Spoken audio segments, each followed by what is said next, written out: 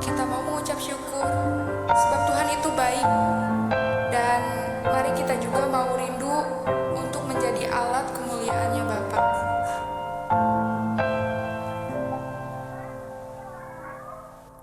Hanya kepadamu ku bawa seluruh kehidupanku sebagai persembahan yang hidup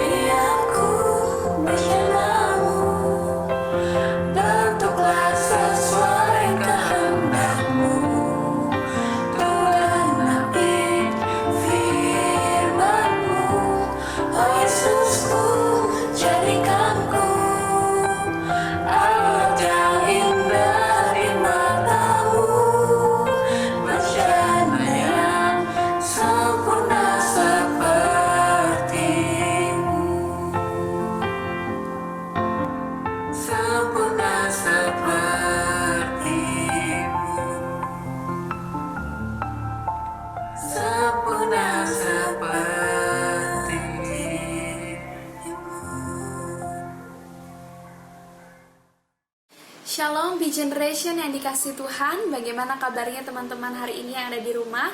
Saya percaya teman-teman semua dalam keadaan yang sehat dan bersuka cita hari ini, sebab kita punya kembali lagi kesempatan untuk kita beribadah.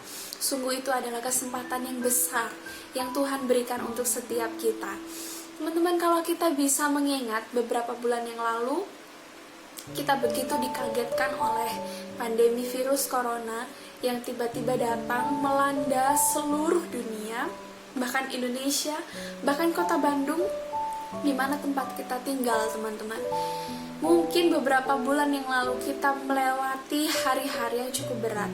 Kita harus melawan kekhawatiran kita harus melawan ketakutan kita kepada pandemi virus corona yang tentu menghambat banyak sekali aktivitas kita. Lalu kita juga diperhadapkan dengan berbagai macam korban yang berjatuhan, mereka meninggal, mereka harus berjuang sebegitu rupa. Tentu hal itu menjadi kekhawatiran tersendiri dalam hidup kita. Namun teman-teman yang dikasih Tuhan, kalau kita boleh melihat hari ini, kita tetap sehat, kita tetap kuat, Tuhan melindungi kita, Tuhan menjauhkan kita dari setiap mara bahaya. Tentu teman-teman hari ini kita harus mengucap syukur. Kita sudah melewati bulan-bulan yang berat itu. Hari ini keadaan bisa menjadi lebih baik. Kita memasuki era adaptasi kebiasaan baru, yaitu new normal. Teman-teman juga bisa kembali bertemu dengan sahabat-sahabatnya kembali, tentu dengan protokol kesehatan yang ada. Teman-teman, kita semua mengingat bahwa semua karena anugerah Tuhan, semua karena perlindungan Tuhan yang begitu luar biasa dalam hidup kita. Oleh karena itu teman-teman, kalau hari ini kita punya kesempatan untuk beribadah, bahkan mendengar firman Tuhan, mari gunakan waktu ini dengan baik. Mari gunakan waktu ini sebaik mungkin untuk kita dapat dengar-dengaran akan apa yang Tuhan mau lewat kebenaran firman Tuhan. Sebelum kita masuk dalam kebenaran firman Tuhan, teman-teman, mari sama-sama kita berdoa terlebih dahulu. Bapa yang baik yang bertahta dalam kerajaan surga, terima kasih untuk kasih setia Tuhan yang begitu besar dalam kehidupan kami, penyertaan Tuhan yang indah, kasih setia Tuhan yang nyata dalam hidup kami. Kami naikkan syukur kami Tuhan. Kalau sebentar kami akan mendengar kebenaran firman Tuhan, Engkau yang berbicara atas setiap kami Tuhan, Engkau yang menaklukkan pikiran hati kami supaya setiap kami yang mendengar dapat tunduk dan takluk oleh kebenaran firman Tuhan. Kami menjadi anak muda yang senantiasa diperlengkapi Tuhan untuk menyenangkan hati Tuhan. Di dalam nama Tuhan Yesus Kristus kami berdoa dan kami menaikkan syukur. Haleluya, amin. Puji nama Tuhan. Teman-teman yang dikasih Tuhan, hari ini kita mau sama-sama belajar satu tema kebenaran firman Tuhan tentang impact makers. Mari sama-sama kita buka Alkitab kita di dalam Matius pasalnya yang ke-15 ayatnya yang ke-16. Sekali lagi teman-teman, Matius pasalnya yang ke-5 ayatnya yang ke-16. Demikianlah firman Tuhan.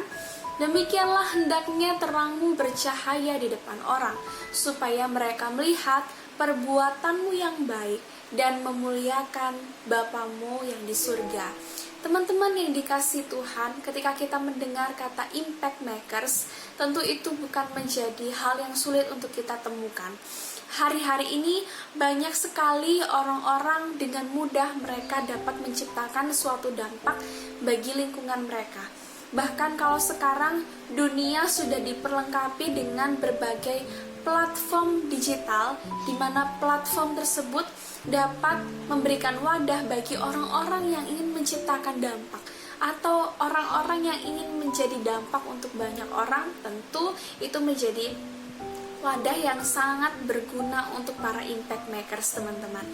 Teman-teman yang dikasih Tuhan, kita juga bisa melihat bahwa banyak sekali orang-orang sekarang berlomba-lomba untuk menjadi dampak bagi lingkungan di sekitar mereka lewat berbagai bidang. Kalau dulu saya membuka YouTube hanya untuk melihat musik video dari sebuah lagu, grup band atau penyanyi solo. Tapi hari ini kalau kita melihat YouTube, itu sudah dipenuhi oleh orang-orang yang ingin menjadi impact makers dalam berbagai bidang. Misalnya dalam bidang fashion, dalam bidang makanan, usaha, bahkan sampai hal-hal yang rohani kita dapat melihatnya juga di YouTube, teman-teman. Itu membuktikan bahwa orang-orang pada zaman ini berlomba-lomba untuk menjadi dampak yang berguna bagi banyak orang. Pertanyaannya, teman-teman, bagaimana dengan kita para pemuda Kristen? Apakah kita sudah menjadi impact makers untuk orang-orang di sekitar kita? Ada satu pemuda yang pernah bertanya kepada saya, teman-teman. Dia bertanya seperti ini, bagaimana saya bisa menjadi dampak untuk orang lain?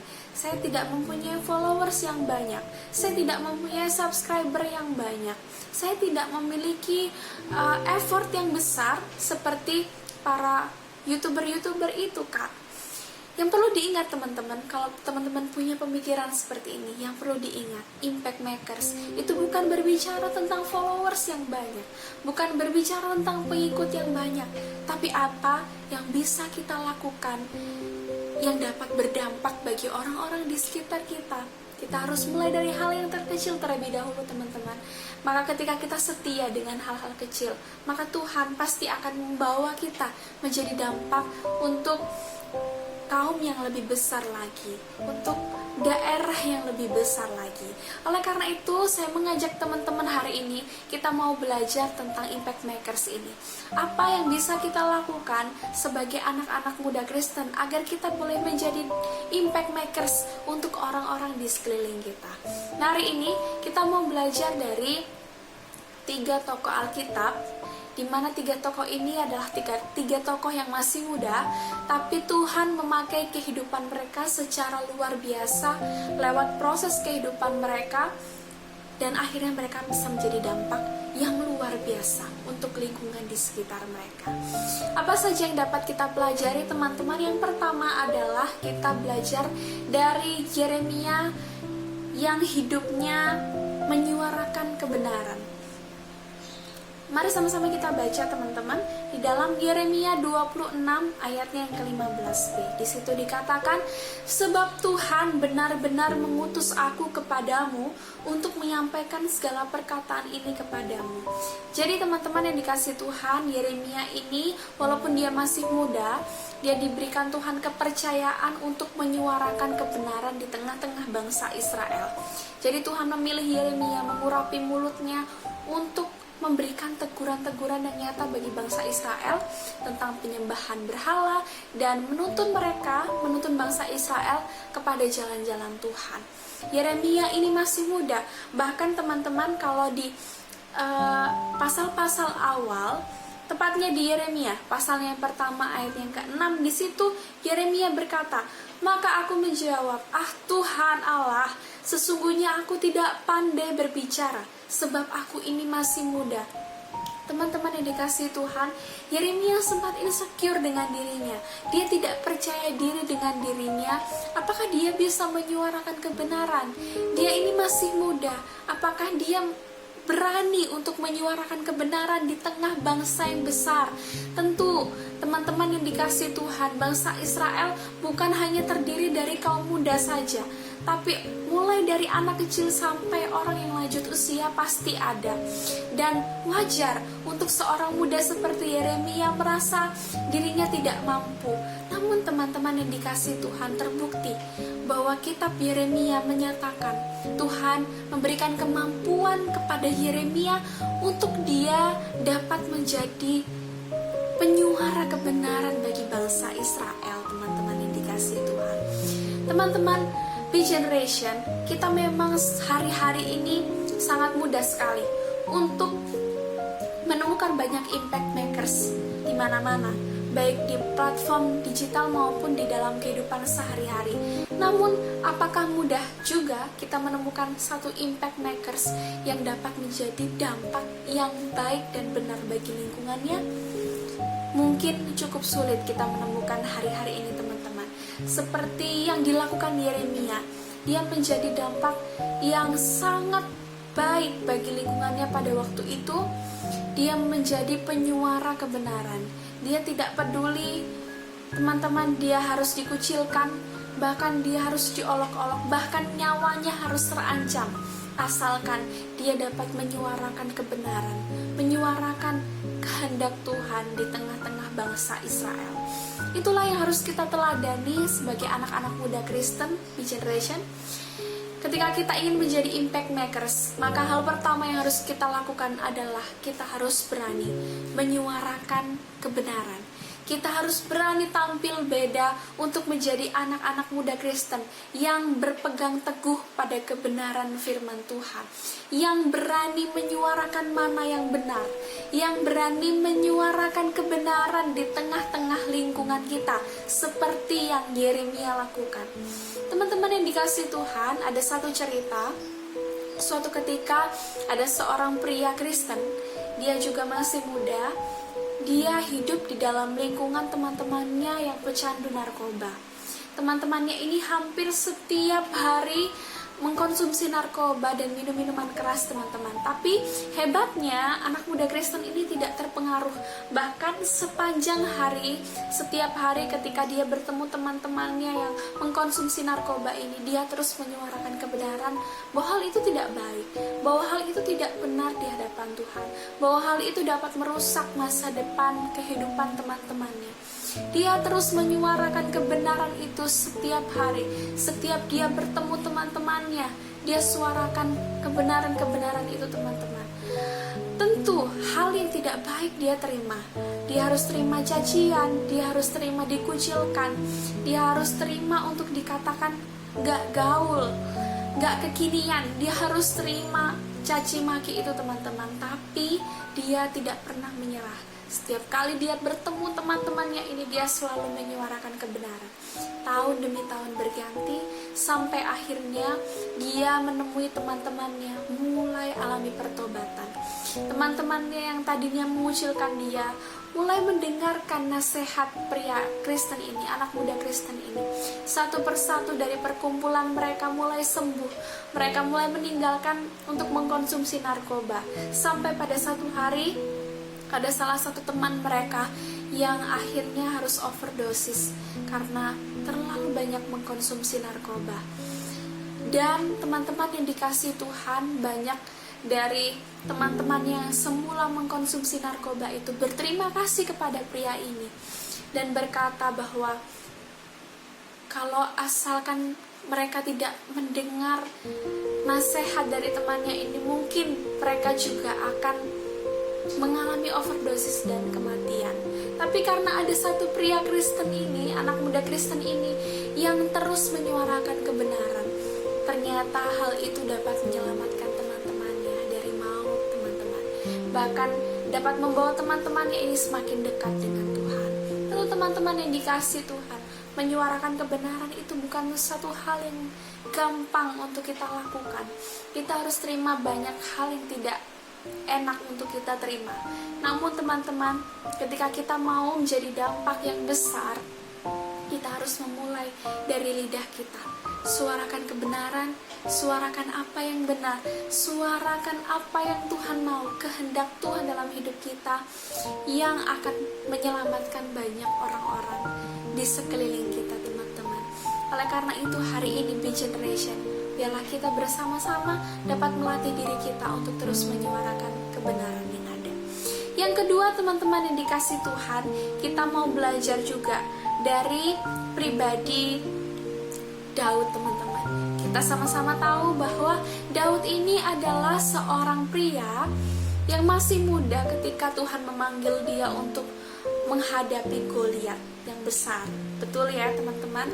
Dikatakan bahwa Daud ini masih kemerah-merahan. Apa poin penting yang dapat kita ambil dari kehidupan Daud sehingga dia bisa menjadi dampak yang besar bagi bangsa Israel? Poin yang kedua adalah berani menghadapi tantangan.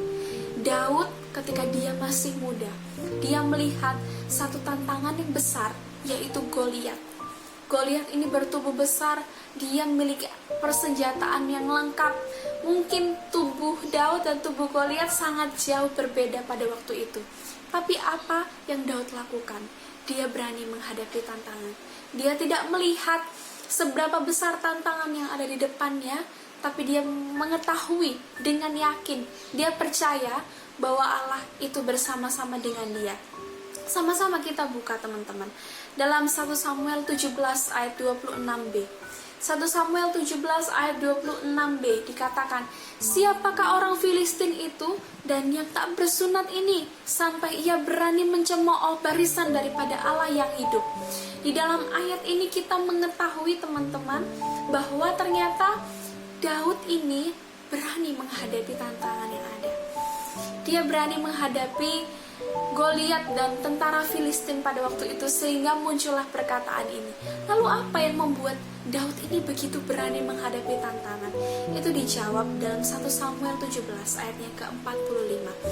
1 Samuel 17 ayatnya yang ke-45 dikatakan, tetapi Daud berkata kepada orang Filistin itu, engkau mendatangi aku dengan pedang dan tombak dan lembing, tetapi aku mendatangi engkau dengan nama Tuhan semesta alam, Allah segala barisan Israel yang kau tantang itu.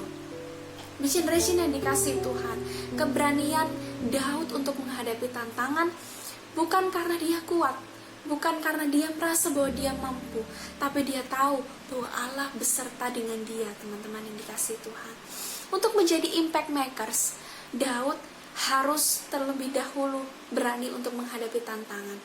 Daud berani menghadapi tantangan, percaya bahwa Allah menyertainya, sampai akhirnya Daud menjadi dampak yang besar bagi bangsa Israel, yaitu membawa kemenangan yang besar bagi bangsa Israel.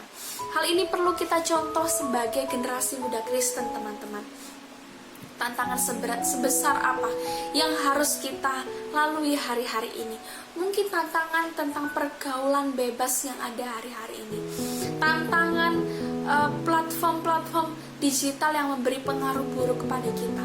Ayo teman-teman, belajar dari kehidupan Daud. Dia berani menghadapi tantangan sebab dia tahu bahwa Allah itu, sumber kekuatan itu, memberikan kekuatan kepadanya untuk menjadi pemenang, bahkan menjadi dampak untuk bangsa, untuk banyak orang, memberi kemenangan bagi banyak orang.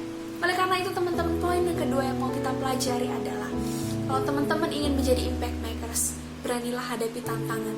Bukan karena kita tahu bahwa kita kuat, tapi karena kita tahu Allah menyertai kehidupan kita.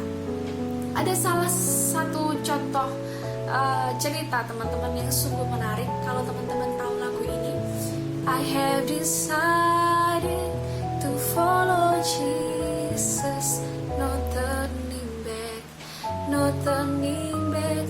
I have decided to follow Jesus, no turning back, no turning back. Teman-teman tahu ya bahwa lagu ini begitu sangat terkenal. Apakah teman-teman tahu kisah di balik lagu ini? Dahulu ada satu keluarga di India yang memutuskan untuk dibaptis dan percaya Yesus sebagai juru selamat di tengah-tengah lingkungannya yang sama sekali belum percaya bahwa Yesus itu adalah juru selamat. Sampai akhirnya mereka harus menghadapi tantangan. Kepala desa di situ mengancam keberadaan mereka, teman-teman, bahkan mengancam nyawa mereka. Salah satu pria di sini yang menjadi kepala keluarga, dia tetap teguh dalam panggilannya, dia tetap teguh dalam imannya. Bahkan kepala desa di situ mengancam untuk membunuh anaknya, membunuh istrinya. Dia sama sekali tidak takut, teman-teman. Dia sangat berani menghadapi tantangan.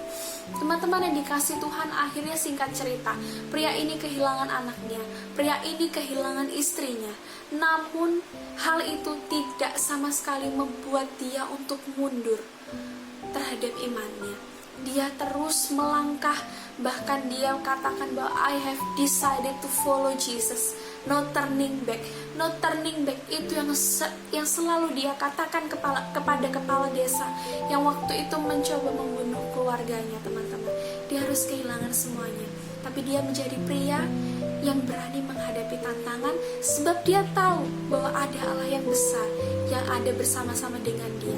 Oleh karena keberaniannya itu, teman-teman yang dikasih Tuhan, walaupun dia harus kehilangan istri dan anaknya, akhirnya singkat cerita, satu desa itu semuanya menjadi percaya bahwa Yesus adalah juru selamat satu-satunya. Karena apa?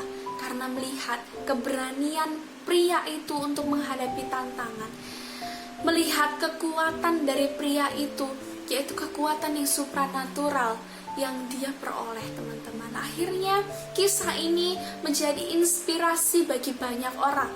Bahkan lagu ini dapat menjadi berkat bagi banyak orang. Berkat apa, teman-teman? Berkat pria ini. Dia berani menghadapi tantangan bukan karena dia kuat, tapi dia tahu bahwa ada Allah yang beserta bersama-sama dengan dia. Oleh karena itu, biarlah kita belajar hari ini, teman-teman, bahwa untuk menjadi impact makers, poin yang kedua yang perlu kita pelajari adalah kita harus berani menghadapi tantangan. Poin yang ketiga, teman-teman, yang mau kita pelajari hari ini, kita mau belajar dari seorang pribadi tokoh Alkitab, yaitu Yusuf. Teman-teman yang dikasihi Tuhan pasti tidak asing lagi mendengar cerita tentang Yusuf ini, bukan? Teman-teman, kita sama-sama tahu bahwa kehidupan Yusuf ini sangat memiliki banyak lika-liku kehidupan. Kita mau ambil salah satu poin dalam kehidupannya untuk menjadi dampak, untuk menjadi impact makers. Yusuf ini adalah anak muda yang setia dengan proses. Dan poin yang ketiga yang mau kita pelajari hari ini, untuk kita menjadi impact makers, teman-teman, kita harus menjadi pribadi yang setia dengan proses. Kalau teman-teman mengikuti kehidupan Yusuf, dari mulai dia kecil, dia selalu dibenci oleh saudara-saudaranya. Dia dimasukkan ke dalam sumur, lalu dia dijual kepada orang lain pada waktu itu untuk menjadi budak. Bahkan dia difitnah oleh istri Potifar, lalu dia dimasukkan ke dalam penjara. Tentu itu bukanlah satu proses yang mudah yang harus dilewati Yusuf yang pada waktu itu masih muda, teman-teman. Tapi Yusuf tidak mundur. Yusuf tetap menghadapi proses yang ada dengan tekun. Dia menghadapi dengan iman. Dia menghadapi dengan kepercayaannya kepada Tuhan, teman-teman. Tidak ada pemberontakan sedikit pun. Dia tekun untuk menghadapi setiap proses demi proses yang ada. Dan kita tahu bahwa akhirnya Yusuf diangkat menjadi raja. Dia menolong Firaun waktu itu untuk mempersiapkan 7 tahun masa kesukaran dan 7 tahun masa kelimpahan. Lalu Yusuf dipakai juga untuk menafsirkan mimpi bahkan. Yusuf dipakai Tuhan untuk memberkati keluarganya. Karena apa? Karena dia setia terhadap proses. Oleh karena itu, teman-teman, poin yang ketiga yang kita mau pelajari adalah untuk menjadi impact makers, kita harus menjadi anak-anak muda yang setia dengan proses. Proses yang kita lalui itu tidak hanya berdampak untuk diri kita, teman-teman, tapi tentu untuk banyak orang nanti yang ada di sekitar kita, seperti kehidupan Yusuf yang sama-sama kita tahu. Ada satu cerita yang menarik, teman-teman. Kalau teman-teman melihat gambar ini, pasti teman-teman tahu bahwa franchise ini sangat terkenal, bahkan mungkin menjadi favorit teman-teman semua. Namun di balik ini, teman-teman, tentu kisah di balik ini adalah kisah yang sangat inspiratif, teman-teman. Pendiri franchise KFC ini adalah seorang yang sangat berjuang untuk membangun bisnisnya. Dia adalah seorang pria yang hidup di Amerika Serikat. Dia berjuang untuk membangun usahanya, teman-teman, yaitu rumah makan ayam goreng, yaitu makanan yang dia sukai, teman-teman. Tapi kalau teman-teman bisa melihat restorannya sekarang ada di mana-mana, tentu itu bukan sesuatu yang instan, teman-teman. Dia memulai semuanya dari bawah. Dia pernah menjadi tukang parkir. Dia pernah ditolak 1000 restoran karena resepnya. Dia pernah jatuh bangkrut, sampai dia pernah mencoba berbagai cara untuk meracik resep yang enak dan dapat diterima oleh masyarakat. Sampai akhirnya di umurnya yang ke-70 tahun, teman-teman, dia mulai menikmati hasil jerih payahnya untuk usahanya selama ini, teman-teman, yaitu racikan ayam goreng yang sesuai dengan minat banyak orang. Dia sudah mulai bangkit, usahanya sudah mulai dikenal banyak orang. Sampai hari ini kita bisa melihat bahwa KFC ada di mana-mana, bahkan ada di seluruh dunia. Itu berkat apa, teman-teman? Berkat dia setia dengan proses. Bahkan dia bisa menikmati kesuksesannya ketika dia ada di umur 70 tahun. Tentu itu bukan proses yang gampang yang harus dia lewati, bukan proses yang sebentar yang harus dia lewati. Tapi ketika dia berhasil melewati proses itu, dia menjadi orang yang sukses. Bahkan kisahnya ini menginspirasi banyak orang, sehingga banyak orang juga dapat memiliki semangat untuk mereka dapat berproses dalam kehidupannya.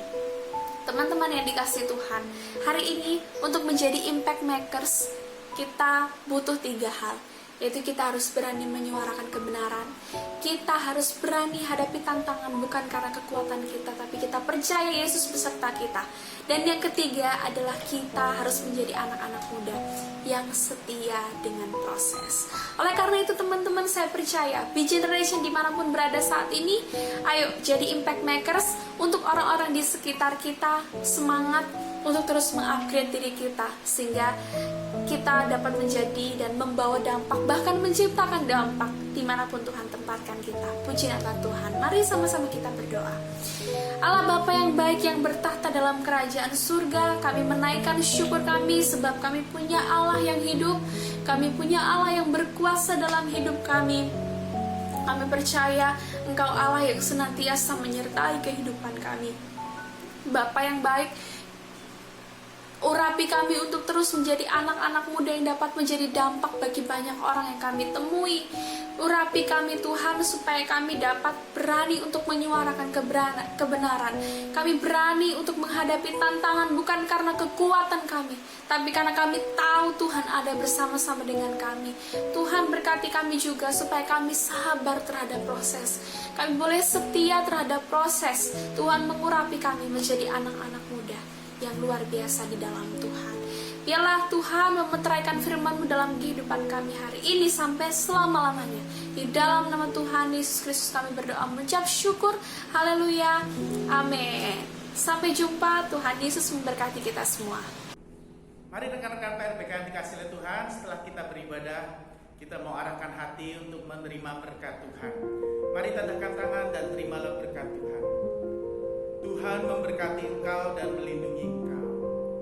Tuhan menyinari engkau dengan wajah-Nya dan memberi engkau kasih karunia. Tuhan menghadapkan wajah-Nya kepadamu dan memberi engkau damai sejahtera. Oleh sebab itu rekan-rekan PRPK yang dikasihi oleh Tuhan, mari sekarang terimalah berkat, rahmat anugerah dari Allah Bapa kita, cinta kasih sayang penyertaan putranya Tuhan kita Yesus Kristus, dan persekutuan damai dengan Roh Kudus kiranya terus tinggal menyertai kita sekalian mulai saat ini sampai Maranatha Tuhan Yesus datang kedua kalinya, bahkan sampai selama-lamanya. Demi nama Tuhan Yesus Kristus kami berdoa, kami terima berkat-Mu dengan penuh rasa syukur. Haleluya. Mari yang percaya sama-sama kita katakan